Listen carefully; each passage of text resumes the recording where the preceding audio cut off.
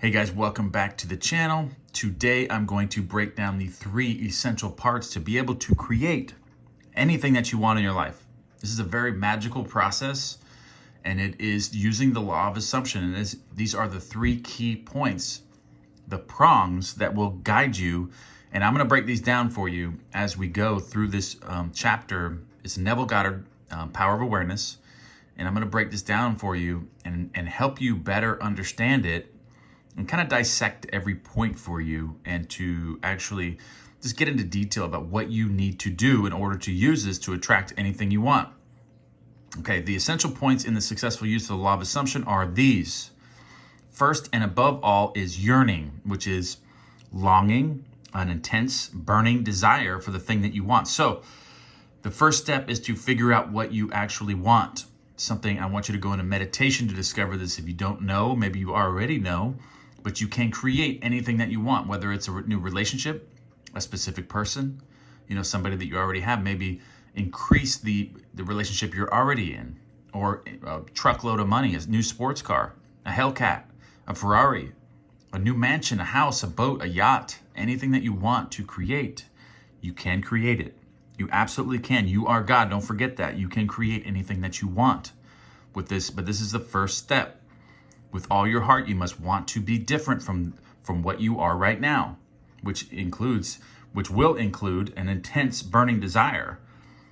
And that is the mainspring of action. It's the beginning of all successful ventures. Okay, so the successful venture will begin with the burning desire. So once you have a burning desire and you locate that in meditation, whatever it is that you want, you're going to have this burning desire. So that's the first key element, is to discover what you exactly want. In every passion, desire is concentrated. Okay, then Neville gives 2 Bible verses here. Then he breaks these down as the first point, where the Bible actually interprets this and is trying to explain to us, but it's written such a long time ago in Eastern symbolism that we couldn't really understand it, but he breaks it down to where this is what the Bible was trying to tell us when we want something. We're trying to create something. This is what you do. As the heart panteth after the water brooks, so panteth my soul after thee. And he kind of breaks this one down first. Here the soul is interpreted as the sum total of all you believe, think, feel, and accept as true. Okay, so in other words, it's your present level of awareness. Okay, so the next one is, blessed are they that hunger and thirst after righteousness, for they shall be filled. Okay, so that is Psalms 42:1 and Matthew 5, verses 6. Okay, so God means I am, the source and fulfillment of all desire. This quotation describes how your present level of awareness longs to transcend itself. Okay, so this quotation describes your present level of awareness, how it longs to upgrade itself, basically, to change. Righteousness is the consciousness of already being what you want to be. Righteousness is the consciousness of already being what you want to be. Okay, so now the first prong is done.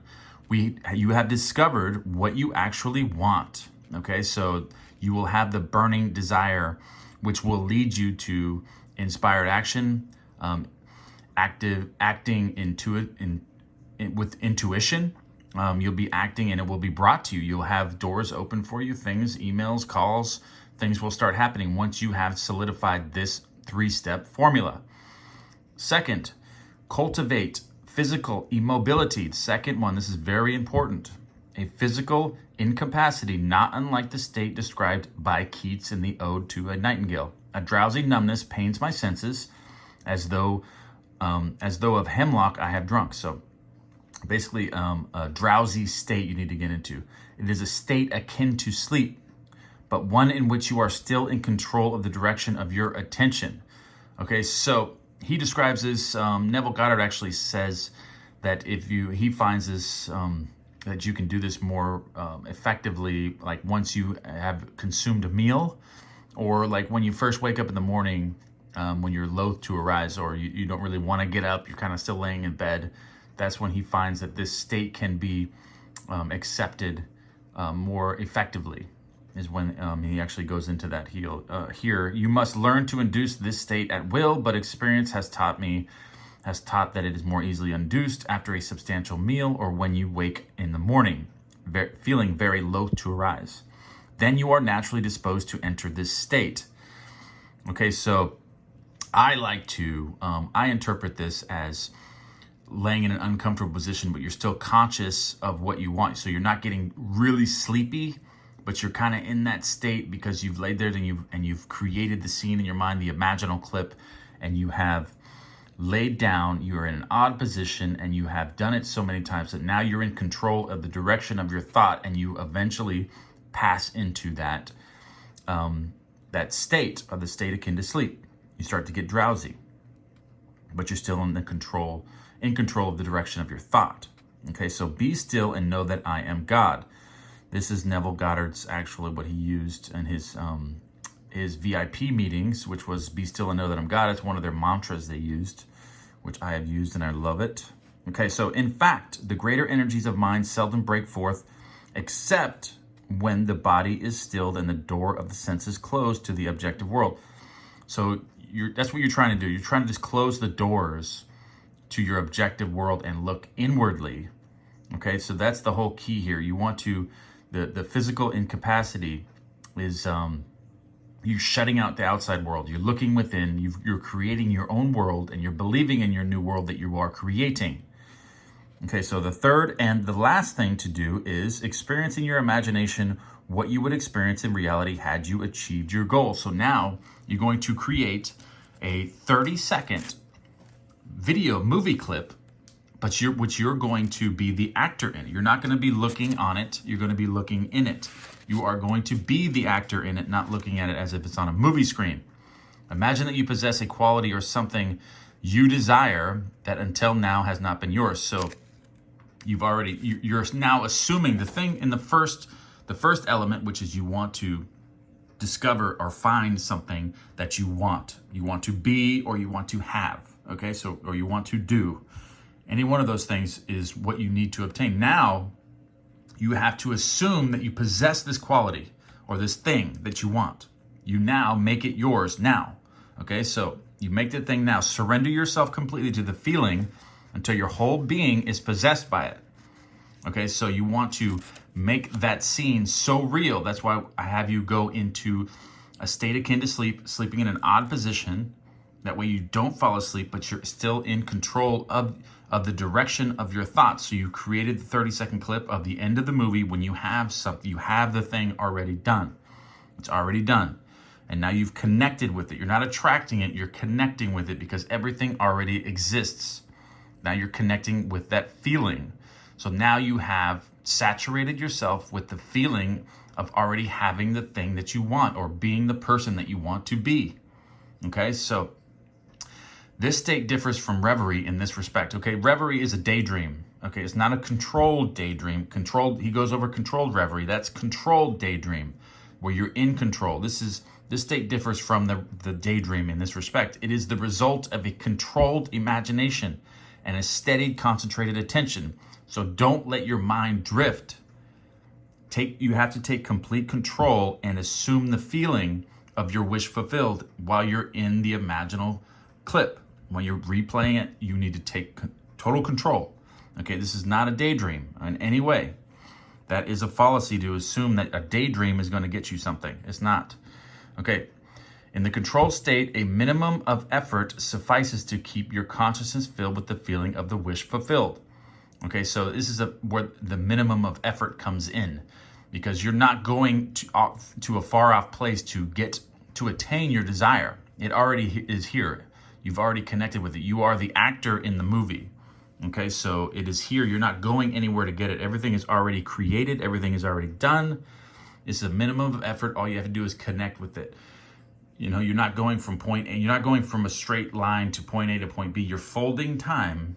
You're folding it to you. Okay, so it already exists. You just connect with that feeling as if it's happening now. Okay, so the physical and mental immobility of this state is a powerful aid to voluntary attention and a major factor of minimum effort. Okay, so once you have located the mental immobility, okay, the physical and mental immobility of this state is a powerful aid to a voluntary action and major factor of minimum effort. The application of these 3 points. desire is the 1, physical immobility, 2, 3, the assumption of the wish already being fulfilled. And this is the way to at-one-ment, atonement, or union with your objective. Okay, so number 1, desire. Let's go back over it. Desire, you're finding out something that you want, or you want to be, you want, do, or have, anything. It doesn't matter what it is. And then you want to have that burning, intense desire for it.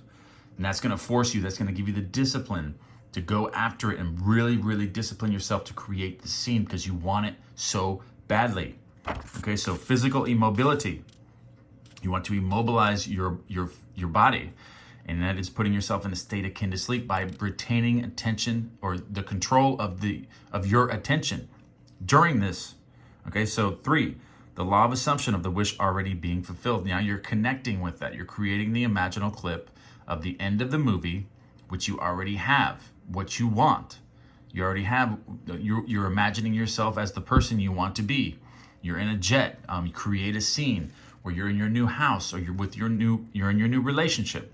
Whatever it is, create that scene vividly and then walk in it and replay that clip over and over and over again. That will put you in the assumption of the feeling, and then you drift off to sleep. Okay, so one of the most prevalent misunderstandings is that this law works only to those who have a devout or a religious objective. This is a fallacy. One of the most prevalent misunderstandings, okay, is that this can only be used and it is effective by religious people. That is incorrect. That is absolutely absurd. Okay, so anyone can use this. Anyone out there, anyone watching this video, you have the ability to use this, and you have the ability to create anything you want in your life. It works just as impersonally as the law of electricity works. Okay, so it can be used for greedy, selfish purposes as well as noble ones. But it should always be borne in mind that ignoble thoughts and actions inevitably result in unhappy consequences. Okay, so if you're using this for selfish reasons, or you're using it to hurt somebody, all that's going to come back. You're going to be unhappy. It's going to create a life of selfishness. It's going to be, you're going to attract, or people are going to come into your life that are the exact same person that you are. Now that you have raised that conception of yourself, whatever level that is, and if that's selfishness, or you're trying to harm other people, you're going to have people in your life that are going to try to harm you, and they're going to be greedy and selfish.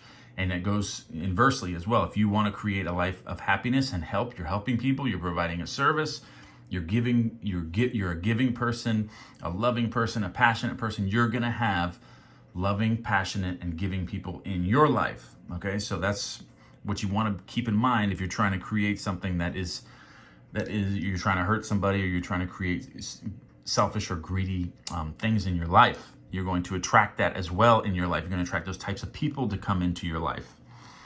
All right, guys, these are the 3 points. Again, I will go over their desire, physical immobility, and the assumption of the wish already fulfilled. This is the law of assumption, the 3 prongs, which is needed to create anything you want in your life. This is the Power of Awareness Deluxe Edition, unlocking the law of attraction, which is actually the law of assumption. This is by Neville Goddard. All right, guys, love you very much. Leave your comments. Give me a thumbs up if you guys want me to expound like this more often.